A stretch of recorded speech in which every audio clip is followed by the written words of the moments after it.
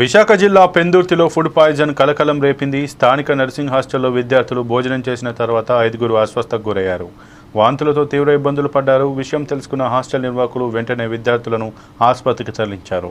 వీరిలో ఒకరి పరిస్థితి విషమంగా ఉన్నట్లు తెలుస్తోంది. ఈ ఘటనలో విద్యార్థుల తల్లిదండ్రులు ఆందోళన చెందుతున్నారు.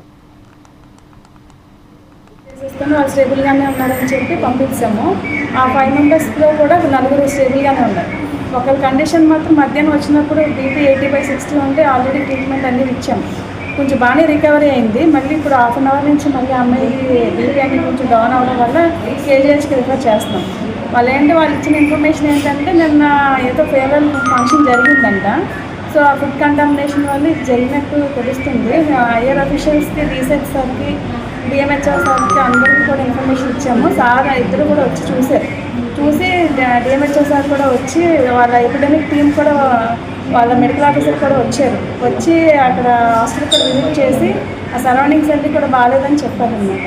ఆ శాంపుల్స్ కూడా వీళ్ళు స్టూల్ ఎగ్జామినేషన్ అవన్నీ కూడా కేజీహెచ్కి పంపించమని చెప్పారు. సో ట్రీట్మెంట్ నడుస్తుంది. మిగతా వాళ్ళందరూ స్టేబుల్గానే ఉన్నారు.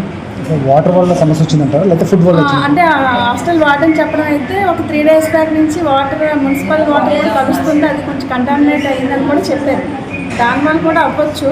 నిన్న దాంతోపాటు ఈ ఫుడ్ కంటామినేషన్ కూడా అయి ఉండొచ్చు. అంటే బర్డ్ ఫ్లూ ఉందన్నారు కదా, చికెన్ తినడం అన్నది కదా రావచ్చు. అది కూడా చెప్పలేమండి. అది బర్డ్ ఫ్లూ ఉంది కాబట్టి అప్పుడు అంతా నడుస్తుంది కాబట్టి దానివల్ల కూడా అవ్వచ్చు.